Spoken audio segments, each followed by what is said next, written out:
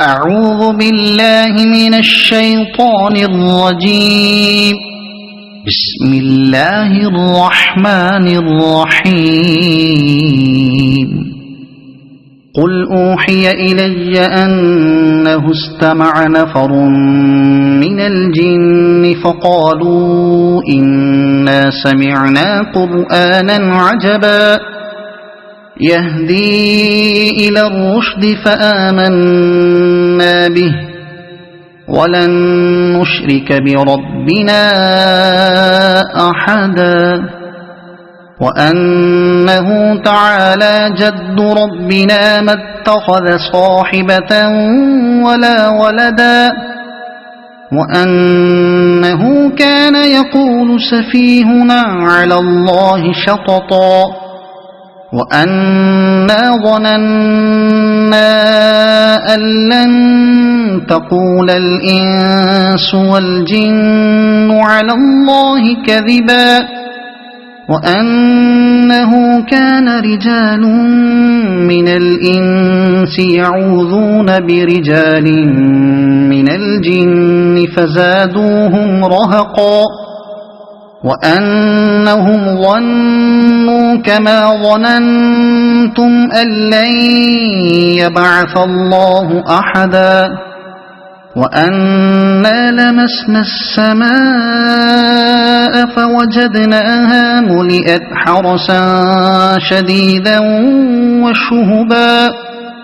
وأنا كنا نقعد منها مقاعد للسمع فمن يستمع الآن يجد له شهابا رصدا وأنا لا ندري أشر أريد بمن في الأرض أم أراد بهم ربهم رشدا وأنا منا الصالحون ومنا دون ذلك كنا طرائق قددا وأنا ظننا أن لن نعجز الله في الأرض ولن نعجزه هربا وأنا لما سمعنا الهدى آمنا به فمن يؤمن بربه فلا يخاف بخسا ولا رهقا وأنا منا المسلمون ومنا القاسطون فمن أسلم فأولئك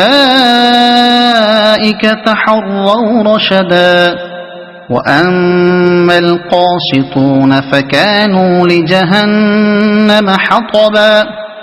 وأن لو استقاموا على الطريقة لأسقيناهم ماء غدقا لنفتنهم فيه ومن يعرض عن ذكر ربه يسلكه عذابا صعدا وأن المساجد لله فلا تدعوا مع الله أحدا وأنه لما قام عبد الله يدعوه كادوا يكونون عليه لبدا قل إنما أدعو ربي ولا أشرك به أحدا قل إني لا أملك لكم ضرا ولا رشدا قل إني لن يجيرني من الله أحد ولن أجد من دونه ملتحدا إلا بلاغا من الله ورسالاته ومن يعص الله ورسوله فإن له نار جهنم خالدين فيها أبدا حتى حتى إذا رأوا ما يوعدون فسيعلمون من أضعف ناصرا وأقل عددا قل إن أدري أقريب ما توعدون أم يجعل له ربي أمدا عالم الغيب فلا يظهر على غيبه أحدا إلا من ارتضى من رسول